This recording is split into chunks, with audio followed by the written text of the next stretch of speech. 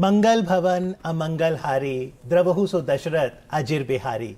इस चौपाई का अर्थ है कि वो जो सबका मंगल करने वाले हैं, अमंगल हरने वाले हैं, वो कोई और नहीं दशरथ जी के आंगन में विचरण करने वाले उनके पुत्र रामलला हैं। आज हम उनका जन्मोत्सव मना रहे हैं। रामनवमी की आप सबको बधाई। जय सिया राम। जय सिया राम। जय सिया जय सिया राम। तो भगवान राम भारतीय संस्कृति के सर्वोच्च नायक हैं जी। और अगर हम उनके पूरे जीवन की बात करें, हम बात करते आए हैं कि कैसे उन्होंने पग पग पर मर्यादा को स्थापित किया और उसके मार्ग पर चले। आज के युवा की बात करें, अमीश जी आप तो युवाओं से जुड़े हुए हैं, युवा आपसे जुड़ा हुआ है आपके लिटरेचर के माध्यम से, तो आपके अगर अनुरूप देखें तो कैसे युवा श्री राम के जो मूल्य हैं उन पर चल सकता है? क्योंकि आज उसे ऐसा लगता है कि शायद कहीं मुश्किल है बहुत ये करना, लेकिन क्या वाकई इतना मुश्किल है? देखिए, कुछ तो चरित्र के मूल्य ये होते हैं कि भाई आप पारिवारिक जीवन में, आप दोस्तों के साथ, अपने माँ बाप के साथ आप कैसे पेश आएँ, ये तो श्री राम से बहुत सीख सकते हैं। लेकिन मैं कुछ उदाहरण दूंगा। जैसे आज के माहौल में, क्योंकि हमारी जो स्वतंत्रता संग्राम जो हुई थी, अहिंसा का जो विषय है, श्री राम ने हमें सिखाया अहिंसा और कमजोरी में क्या फ़र्क है। श्री राम जाके ज़बरदस्ती दूसरों से लड़ाई नहीं करते थे। और हमारे देश का भी आचार यही होना चाहिए। हमें दूसरे देशों पर आक्रमण करने की कोई ज़रूरत नहीं है, लेकिन अगर कोई हमारे ऊपर आक्रमण करे तो भाई हम ये दूसरा गाल नहीं दिखाएंगे। आप हमें झापड़ मारेंगे, हम वापस मुक्का मारेंगे। श्री राम ने ये सिखाया अहिंसा और कमजोरी में क्या फ़र्क है। और ये शायद जो हमारी युवा पीढ़ी है, ये इसे सीखना चाहिए। इसका मतलब ये नहीं कि आप कानून को अपने हाथ में ले लें क्या, लेकिन आप ये सीखें कि देश को अपनी सुरक्षा करने की ज़रूरत है, ये अनिवार्य है, ये सीखना ज़रूरी है। जैसे श्री राम ने रामचरितमानस में सिखाया था, भय बिना होए ना प्रीत, कि हाँ सागर में हाँ करेक्ट। तो भारत किसी दूसरे पर आक्रमण नहीं करता है, लेकिन अगर दूसरे कोई हमें कमज़ोर समझे, अगर हमें देखकर वो थोड़े से उनके मन में भय ना हो, तो भाई वो तो हमारे ऊपर आक्रमण करते रहेंगे। तो ये एक बैलेंस होना चाहिए। लेकिन अगर आप एक कहानी, अगर आप विजय प्राप्त भी कर लें दूसरे देश पर, जैसे श्री राम ने लंका के ऊपर जो विजय प्राप्त की, उसके बाद ये नहीं कि भाई इस राज्य को मैं अपने राज्य से जोड़ रहा हूँ। जो रावण के जो छोटे भाई थे विभीषण, उनको राजा बनाया, करेक्ट। तो अगर हम शक्ति और अहिंसा और धर्म, ये जो संतुलन जो होना चाहिए, श्री राम से हमें सीखने को मिलता है। ये दूसरा उदाहरण है, ये अपने चरित्र में हमें लाने की जरूरत है जी। लेकिन एक चीज जिससे अनुराधा जी, शायद हमें से बहुत लोगों को भय लगता है जब तक पूरी समझ नहीं बनती, वो है मृत्यु। आप जीवन चक्र को कैसे देखती हैं, लाइफ एंड डेथ? क्योंकि डेथ में हम देखते हैं कि राम नाम सत्य कहा जाता है। See, the entire thing just teaches us that death is the eventuality, और इसको अवॉइड नहीं हो सकता। You cannot avoid, मतलब चाहे वो कोई भी हो, तो you cannot avoid that। और उस वक्त भी मेरे हिसाब से राम नाम सत्य है, हम इसलिए कहते हैं क्योंकि बाकी सब मिथ्या हैं और सिर्फ राम का नाम यही एक सत्य है। पर जीवन चक्र में हम समझ जाते हैं नहीं, वो समझना चाहिए। अनफॉर्चुनेटली क्या होता है, ये सारी चीज़ें हमें उस वक्त हम लोग उसकी तरफ मुड़ते हैं या सिखाई जाती है, सुनने में आती है, या हमारा इंटरेस्ट जगता है when it's time to go. जबकि ऐसा नहीं होना चाहिए। मतलब not without making it something, मतलब कोई डरावनी चीज़, यू नो, ये थोड़ा थोड़ा कुछ प्रमाण में बचपन से ही कान पे ये डालनी चाहिए कि जितना आप वर्ल्डली चीज़ों में यू नो सब कुछ अपना दे देते हो, there has to be a balance. And जो शाश्वत चीज़ें हैं उसको अगर साथ में लेके चलोगे तो you can enjoy your life also, एक निडरता से और एक संतुलन से। जी बिल्कुल, निडरता से आगे बढ़ना होगा। लेकिन आपने जो अध्ययन किया अपनी किताब लिखने में, उसमें आपने अयोध्या नगरी के बारे में क्या नई बातें जानी? क्योंकि हमने जो पढ़ा कि बहुत पौराणिक नगरी है और वेद और पुराण में भी इसका वर्णन है। हाँ है, और बहुत ही प्राचीन साम्राज्य था ये, कोसला साम्राज्य। काशी, कोसल, पंचाल ये सब बहुत प्राचीन, मगध बहुत प्राचीन है, जनपद के पहले भी, तो ये इतिहास के पहले भी राज्य हैं। और एक दक्षिण कोसल भी था। अच्छा। इसीलिए तो कौशल्या माँ का नाम कौशल्या था, क्योंकि वो दक्षिण कौशल से आई थी। कौशल्या मतलब कौशल के ही राजा थे। दशरथ जी कोसल के राजा थे, लेकिन एक दूसरा राज्य था दक्षिण कोसल, जो आज के छत्तीसगढ़ में है। अच्छा। छत्तीसगढ़ और वेस्टर्न उड़ीसा में है। कौशल्या माँ वहां से आई थी। कौशल्या मतलब जो कोसल की राजकुमारी है, तो वो एक दक्षिण कोसल राज्य भी था, और इन दोनों के बीच बहुत परंपराएं थी। ये सब हमारे इतिहास में दुख की बात है कि ये सब सिखाया नहीं जाता है। तो कई लोग ये जो मिथोलॉजी की बात कर रहे थे, आजकल कई लोग, ये युवा पीढ़ी भी, वो कहते हैं कि नहीं ये तो मिथक था अयोध्या, वो तो एक्चुअली ऐसा नहीं है, था असली ज़माने में, लेकिन ये इतिहास हमें सिखाया नहीं जाता है। तो इसीलिए शायद इतना ज्ञान नहीं है इसके बारे में जितना होना चाहिए। खूबसूरती से आपने शब्दों से चित्रण किया है अमीश जी अयोध्या धाम के बारे में। आइए हम सीधा आपको अयोध्या के कुछ चित्र भी दिखाते हैं, ताकि आज रामनवमी के पावन अवसर पर हम अयोध्या धाम के दर्शन कर सकें।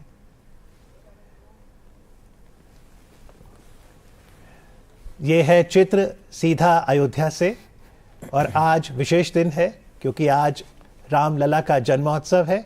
आप सभी को एक बार फिर से रामनवमी की बहुत बहुत बधाई। नव्य मंदिर, भव्य रामनवमी। अति सुंदर आर्किटेक्चर नवनिर्मित राम मंदिर का, जिसमें इस वर्ष 22 जनवरी को प्राण प्रतिष्ठा कार्यक्रम हुआ था, और उस कार्यक्रम के बाद आज पहली रामनवमी है, तो यकीनन जोश और उत्साह राम मंदिर परिसर में देखते ही बनता है। भक्तों का तांता, हर कोई अपने प्रिय रामलला के दर्शन करना चाहता है। जी। रामाय रामभद्राय रामचंद्राय वेधसे रघुनाथाय नाथाय सीतायाः पतये नमः। तो सीतापति और रघुनाथ अयोध्या धाम के रामलला अपने संपूर्ण वैभव में आज विराजमान है, और 16 श्रृंगार से सुसज्जित रामलला आज अपने महल में अयोध्या नगरी में विराजमान है। और आज का यह पर्व सच में हम सभी के लिए, पूरे विश्व के लिए एक बहुत बड़ा दिन है, क्योंकि आज वो रामनवमी है जब सैकड़ों वर्षों बाद रामलला अपने महल में विराजमान और संपूर्ण वैभव के साथ समस्त भक्तों को दर्शन दे रहे हैं।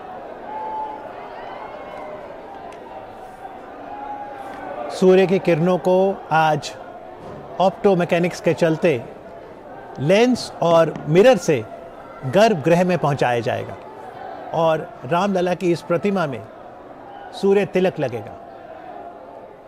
ये अद्भुत अलौकिक दृश्य आप दोपहर 12 बजे देखेंगे, जो कि अभिजीत मुहूर्त है। तब सूर्य की किरणें अपने पूर्ण तेज पर होंगी, और ये प्रतिमा, अनुराधा जी, नजरें ही नहीं हटती, इतनी खूबसूरती से इस प्रतिमा को बनाया गया है। प्रजापति के समान पालक हैं श्री राम, श्री संपन्न है श्री राम, सीतापति हैं श्री राम। श्री राम के चरणों में हम सबका कोटि कोटि प्रणाम। और आप सबको एक बार फिर से जितनी भी बधाई दे दें कम है। रामनवमी की बहुत बहुत शुभकामनाएं, मंगल कामनाएं जी। और प्रतिदिन लाखों श्रद्धालु अयोध्या धाम पहुंचते हैं, और 2 सप्ताह पहले मुझे भी अवसर मिला। अच्छी बात ये थी कि जब दिल्ली से मैंने फ्लाइट पकड़ी, डायरेक्ट फ्लाइट थी अयोध्या धाम, तो जैसे ही वो टेक ऑफ करती है ना, सारे पैसेंजर्स एक स्वर में कहते हैं जय श्री राम। और जब वो लैंड करती है तो आंखों में आप वो भाव देख सकते हैं, ऐसा लगता है कि हम उस पावन धरती पे आ गए। और फिर जब एक एक करके यात्री उतर रहे थे ना, हर कोई स्पर्श कर रहा था उस भूमि का, और फिर तकरीबन 12 से 15 किलोमीटर दूर है, व्यक्ति वहाँ पहुँचता है जन्मस्थली, और आप एक अद्भुत भावना में पूरा फील करते हैं। बहुत ही सुंदर। देखिए, ये जो चीज़ आप बोल रहे हैं ना, ये किसी इंसान के बस की बात नहीं है, ना कितना भी पैसा खर्चा करके ये नहीं होता है। ये कोई डिवाइन चीज़ ही अवतरित वहाँ हुई है, तभी हर एक के मन में वही भावना आती है, और हर एक की रिएक्शन वही है।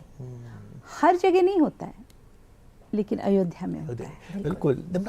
हमने अनुराधा जी का सफ़र तो जाना कि कैसे वो राम जी की कहानी गा रही, और फिर मधुर आवाज़, फिर फादर इन लॉ ने कहा कि मेरी बहू सिंगर बनेगी, फिर फिल्मों में आपने बहुत अच्छा किया, फिर आप डिवोशनल। आपका जानना चाहेंगे डिप्लोमेट, बैंकर और फिर ये जॉनर इतिहास से जोड़ने का, ये कैसे हुआ?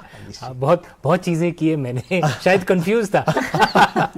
तो देखिए ये हमारे जो परंपरा है, शास्त्र ज्ञान जो है, पौराणिक कहानियाँ, ये सब तो परिवार से सीखा। जैसे मैंने पहले कहा, हमारे बाबा जी पंडित थे वाराणसी में, तो घर में ये माहौल था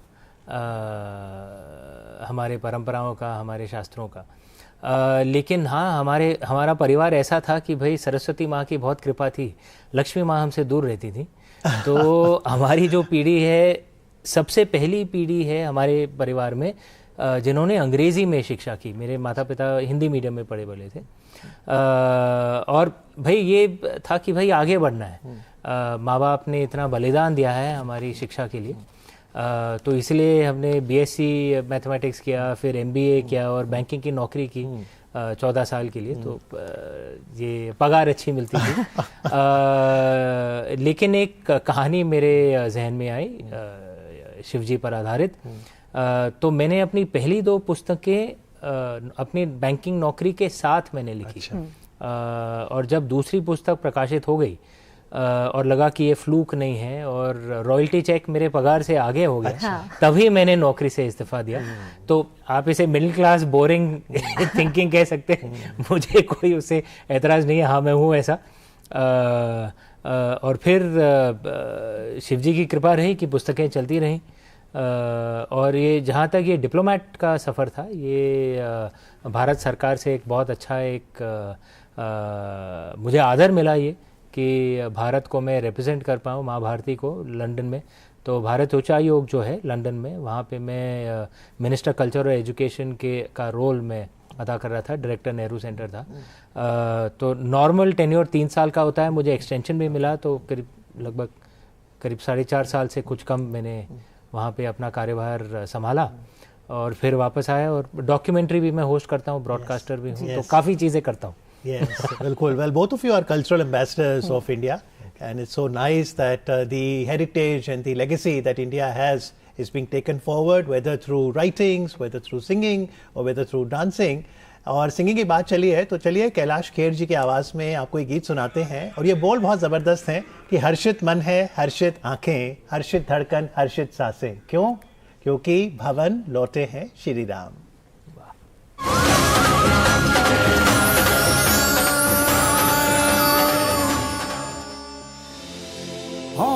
सगुन शुभ विविधि विधि बाजहि गगन निशान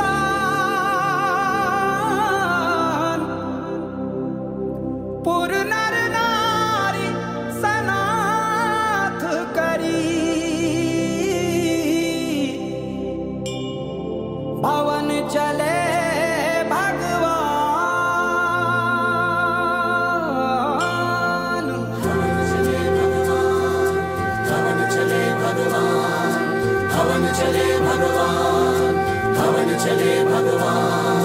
हर्षित मन है, हर्षित आँखें, हर्षित धड़कन, हर्षित सांसें। हर्षित मन है, हर्षित आँखें, हर्षित धड़कन, हर्षित सांसें। ये वन उपवन हर्षाए हैं, ये धरा गगन हर्षाए हैं, जल अगन पवन हर्षाए हैं। श्री राम अयोध्या आए हैं, श्री राम अयोध्या आए हैं, श्री राम अयोध्या आए हैं, श्री राम अयोध्या आए हैं। जय सिया राम सिया राम सिया राम, भवन चले भगवान। जय सिया राम सिया राम सिया राम, भवन चले भगवान। जय सिया राम सिया राम सिया राम, भवन चले भगवान। जय सिया राम सिया राम सिया राम, भवन चले भगवान।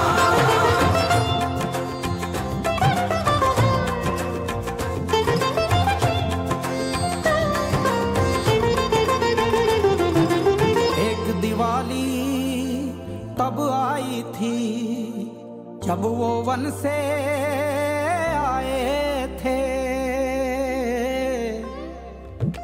एक दिवाली तब आई थी जब वो वन से आए थे, एक दिवाली अब आई है, जब वो मन से आए हैं। देवों ने दीप जलाए हैं, देवों ने दीप जलाए हैं, देवों ने दीप जलाए हैं।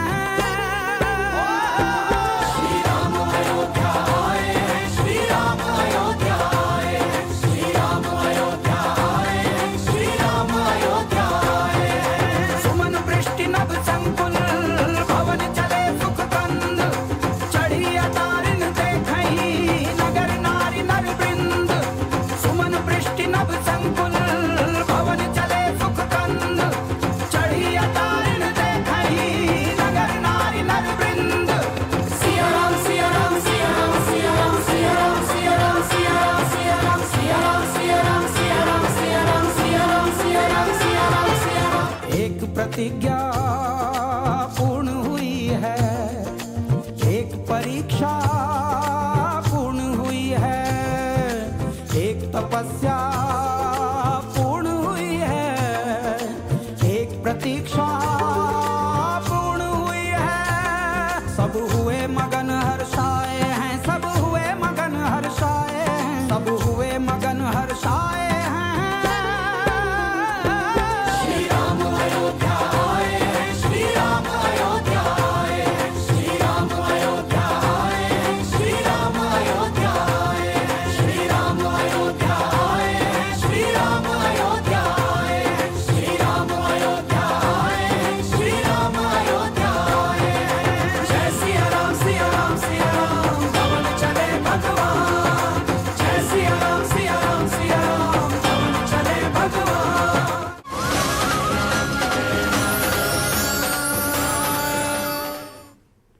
श्री राम अयोध्या आए हैं, श्री राम अयोध्या आए हैं। जय सिया राम जय जय सिया राम, जय सिया राम जय जय सिया राम। ये धरा गगन हर्षाए हैं, श्री राम अयोध्या आए हैं। श्री राम अयोध्या। गायकी में ऐसा क्या है अनुराधा जी, ऐसा लगता है कि एक कनेक्ट बैठता है डिवाइन के साथ। जी जी, इसीलिए स्वरों की जो पूजा है, स्वरों के जरिए की हुई पूजा भगवान के सबसे नज़दीक है। It connects you with divinity. तो इतने दशक हो गए, आपने अपनी आवाज में वही मिठास कैसे बरकरार रखी है? बिल्कुल। आई वुड से कि व्हेन यू आर कनेक्टेड, भगवान के साथ जब कनेक्ट होता है तो whatever comes out you know अपने स्वरों के जरिए is only truth. And it's मतलब भजन में there is no make believe, तो यही करती आई हूँ मैं। तो जीन्स में भी है, क्योंकि सुंदर लहरी में आपको हमने आपकी बेटी कविता जी के साथ भी देखा हाँ, है, जी। बहुत अच्छा लगता है। तो जीन्स में भी होती है गायकी, मेरे ख्याल से आता है। चाहिए, जी। लेखनी हाँ शायद मेरे पिताजी लिखते थे, बहुत सुंदर उर्दू शायरी लिखते थे। अच्छा। मेरे पिताजी मेरे जो दादा हैं, हम लोगों में बड़े भाई को दादा कहते हैं। अच्छा, तो दादा हैं, वो भी अंग्रेजी में पोइट्री लिखते हैं, हिंदी में भी। हाँ, तो शायद वो भी।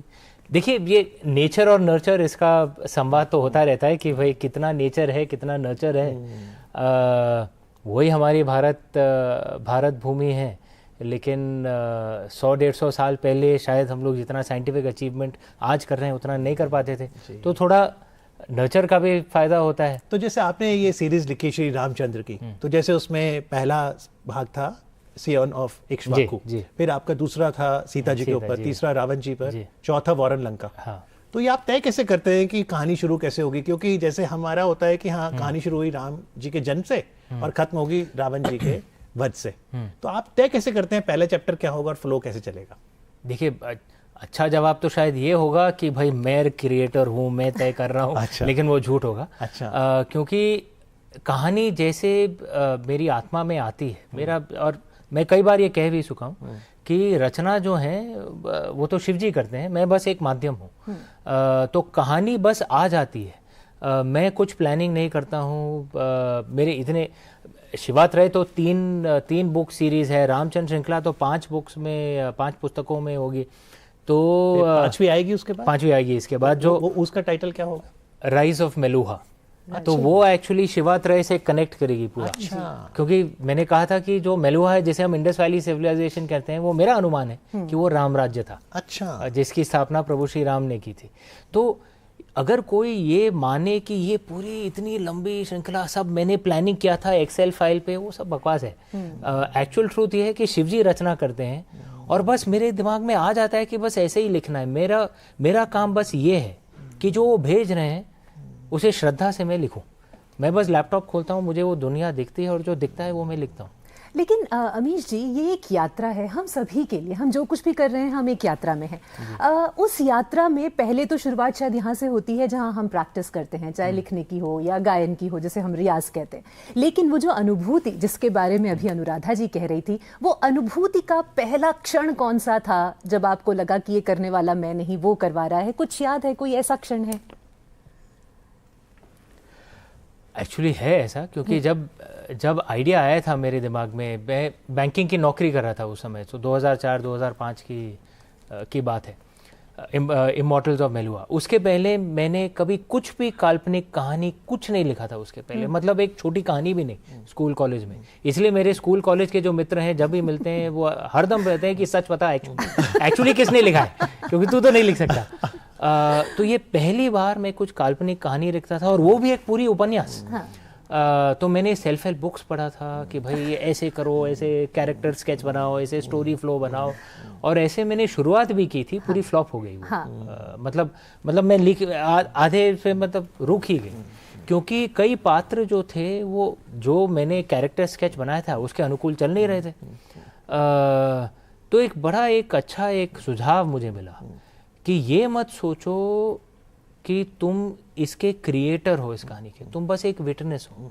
एक अंग्रेजी में मुझे कहा गया, don't write with the arrogance of a creator, right instead with the humility of a witness.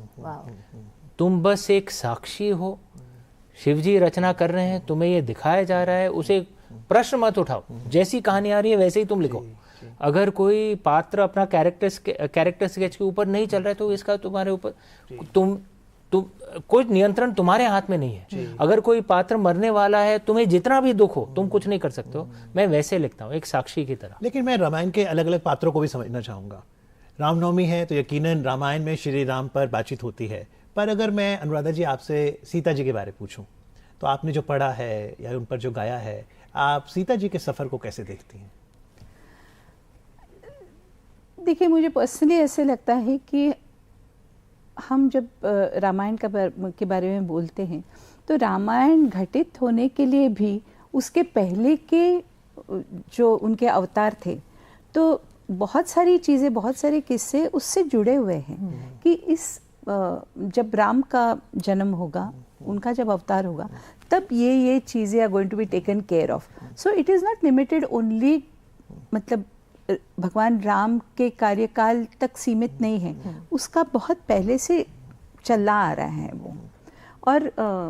और एक चीज़ भी मुझे लगती है कि भगवान राम जी ने हमें ये दिखाया है कि हमारे पर्सनल लाइफ में भी there are so many incidents जिस वक्त वी आर टॉर्न बिटवीन दो चॉइसेस, एक पर्सन होता है और एक कर्तव्य होता है। So every time he has given importance, प्राधान्य टू कर्तव्य। So he has put his, मतलब आप मुझे कहते हैं कि बहुत सारी ऐसे इंसिडेंट्स हुए, तो उनको नहीं अपने तकलीफ हुई होगी, उनको भी तो तकलीफ हुई है, बट प्राधान्य उन्होंने हमेशा कर्तव्य को दिया है, only to set an example. पर ये आप दोनों ने 10 अवतार की बात की विष्णु जी के, तो जैसे मत्स्य अवतार आया, फिर जब टॉर्टोइज आया तो ये हुआ कि ये लैंड और वाटर दोनों में है, फिर जब वराह आया तो ये मैमल है, नरसिम्हन आया, वामन, ड्वार्फ, परशुराम, और 7वें अवतार राम। फिर जरूरत क्यों पड़ी 8वें अवतार कृष्ण जी की या 9वें अवतार बुद्धा जी की? वो एवोल्यूशन कहाँ हुआ जब श्री राम का चरित्र अपने आप में कर्तव्यवान था, प्रेम, दया, करुणा के जैसे मूल्य उनके पास थे? तो जैसे प्रभु श्री कृष्ण ने कहा था, समय कभी रुकता तो नहीं है, समय चलता रहता है। और जैसे युग बदलता है, प्रभु श्री राम तो त्रेता युग में थे, प्रभु श्री कृष्ण आए द्वापर युग के अंत में और कलयुग के शुरुआत में। तो जैसे युग बदलता है, तो हमें जो अपने भगवान से सीखना है, जो देवी देवताओं से सीखना है, उसमें कोई कुछ तब्दीली आती है, तो इसीलिए एक नए अवतार आते हैं। और अभी तो कल की अवतार भी आने वाले हैं। तो ये 10 अवतार में पहला फिर अवतार होगा अनुराधा जी, कल की नाम से जैसे लगता है कि फेमिनिन नेम? नहीं, फेमिनिन नहीं है। कल के अवतार फेमिनिन नहीं है। ओके। हाँ, और लेकिन फेमिनिन अवतार रहे हैं। देखिए, I think it's going to be more of a robotic kind. नहीं, देखिए, जो लिखा गया है कि कल की अवतार उनका जन्म संभल में होने वाला है और वो श्वेत अश्व पे आएंगे। ये भविष्य, जहाँ तक मुझे ज्ञात है, भविष्य पुराण में भी लिखा गया है, कल के पुराण में भी लिखा गया है। लेकिन जो 10 अवतार है, ये तो जिस गीत गोविंद में इसकी रचना की गई थी, कई और अवतार हैं जिनका वर्णन गीत गोविंद में नहीं किया गया। जैसे मोहिनी अवतार है, उन्हें 10 अवतार में, तो एक्चुअली कई पुराणों को अगर आप जोड़ें तो 37-38 अवतार हैं विष्णु जी के। शिव जी के तो अंश आते थे, जैसे जलंधर या तो मोहिनी जी तो मतलब महिला अवतार है, फीमेल अवतार है। भगवान श्री राम के जीवन में जहाँ हमें इतना सब कुछ सीखने को मिलता है, मुझे लगता है एक बहुत बड़ा संदेश है अपने राष्ट्र के प्रति जो उनका प्रेम था, क्योंकि उन्होंने देश हित को ही हमेशा सर्वोपरि रखा। एक प्रसंग आता है जहाँ वो लक्ष्मण से ये भी कहते हैं कि अपनी सुवर्णमयी लंका, जी, जननी जन्मभूमिश्च स्वर्गादपि गरीयसी। तो आप इसे कैसे देखते हैं अमीश जी? फिर अनुराधा जी, आपके भी विचार इस पर जानना चाहेंगे। नहीं, वो जो स्रोत है, जो जननी जन्मभूमिश्च स्वर्गादपि गरीयसी, कि माँ और मातृभूमि स्वर्ग से भी परे है। अगर हर भारतवासी इस भावना से आगे बढ़े तो हमारे देश को कोई नहीं रोक सकता। और ये भावना थी हमारे देश में। कई लोग हमें आजकल बताते हैं कि भाई भारत देश तो था ही नहीं, अंग्रेजों ने आके हमें किसी तरह बचा लिया। हम मतलब यही कह दो ना, हम तो बंदर थे, अंग्रेजों ने आके हमें बचा लिया। क्या बकवास है ये? विष्णु पुराण में कहा गया था, उत्तरम यत् समुद्रस्य हिमाद्रश्चैव दक्षिणम वर्षम तद भारतम नाम भारती अत्र संततिः। That north of the ocean, south of the Himalaya lies the land of Bharat, and there live the descendants of Bharat. Vishnu पुराण तो कम से कम 2500 साल पुराना है। तो भारत की कल्पना अंग्रेजों ने नहीं की, हमारे पूर्वजों ने की। और हमें इस धरती से और जो भी भारतवासी हो, आप किसी भी पंथ के हों, किसी भी समाज के हों, किसी भी जाति के हों, अगर आप भारतवासी हैं, आप हमारे लोग हैं। इस परंपरा से हम आगे बढ़ें तो भारत देश को कोई नहीं रोक पाएगा। जी, चलते अनुराधा जी, क्या भगवान राम के लिए आप स्तुति करना चाहेंगी और भविष्य कैसे देखती हैं आप किस तरह का काम और करना चाहेंगी? जैसे भी आपने आदि शंकराचार्य जी के वर्क्स पे काम किया, अब आपकी भविष्य मुझे लगता है कि जैसे अमीश जी ने भी कहा कि अब सनातन का पर्व शुरू हुआ है और यहाँ तो हम 4 लोग बैठे हैं। मुझे तो लगता है कि भगवान जी ने और भी बहुत सारे ऐसे लोगों को प्लांट किया है to do the good work और सनातन को और स्ट्रॉन्ग करने में, क्योंकि वो जो सबको साथ लाने का जो काम है वो तो भगवान राम ने कर ही दिया है। जी, तो हमें ज़्यादा से ज़्यादा यूथ को संबोधना चाहिए and make them understand and make them feel proud of who we are. बिल्कुल। और अलग अलग पात्रों में श्री राम जी हैं मर्यादा पुरुषोत्तम, सुग्रीव की वाव, लक्ष्मण की रेखा, भरत के मलाप, यू नो, ये कई और पात्र हैं जिनसे सीखने को मिलता है। करेक्ट, कई और से। अंगद के पांव, दृढ़ निश्चय। चलते अनुराधा जी, आप राम स्तुति में क्या गुनगुनाएंगी?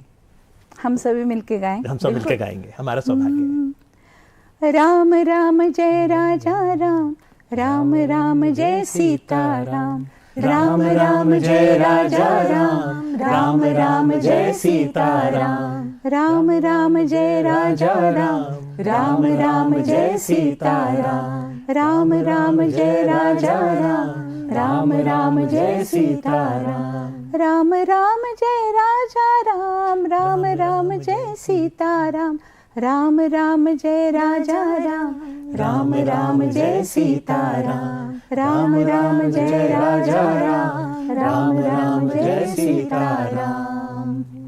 जय सिया राम। जय सिया राम। रामनवमी के पावन अवसर पर आज दूरदर्शन दिल्ली के स्टूडियोज में आकर श्री राम पर बातचीत के लिए अनुराधा जी आपका, अमीश जी आपका बहुत बहुत आभार। बहुत बहुत शुक्रिया। Thank you.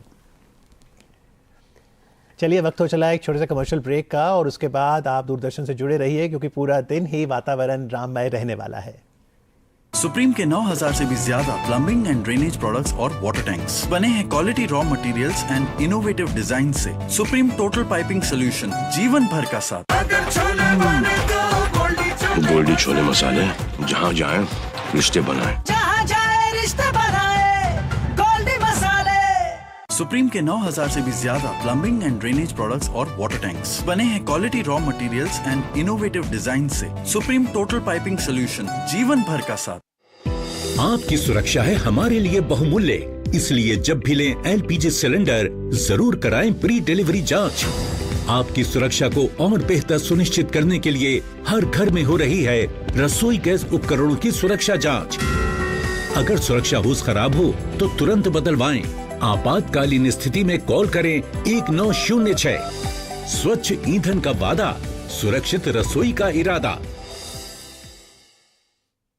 सुप्रीम के 9000 से भी ज्यादा प्लम्बिंग एंड ड्रेनेज प्रोडक्ट्स और वाटर टैंक्स बने हैं quality raw materials and innovative design से। सुप्रीम टोटल पाइपिंग सोल्यूशन, जीवन भर का साथ। सुबह जलाओ, शाम जलाओ, चारों दिशाओं को महकाओ, देव दर्शन ढूंढ। सुप्रीम के 9000 से भी ज्यादा प्लम्बिंग एंड ड्रेनेज प्रोडक्ट्स और वाटर टैंक्स बने हैं quality raw materials and innovative design से। सुप्रीम टोटल पाइपिंग सोल्यूशन, जीवन भर का साथ। सुबह जलाओ, शाम जलाओ, चारों दिशाओं को महकाओ, देव दर्शन ढूंढ। नव्य मंदिर भव्य मंदिर, श्री राम नवमी पर इस विशेष कार्यक्रम में आप सभी का एक बार फिर से बहुत बहुत स्वागत है। और जैसा हम बात कर रहे थे कि भगवान श्री राम की पावन कथा को अनेक देशों में अनेक कालों में अलग अलग रूपों में सुनाया गया है, तो चलिए हम सब मिलकर आनंद लेते हैं बालकांड की कुछ चौपाइयों का जो वर्णन करते हैं भगवान श्री राम के बाल्य रूप को।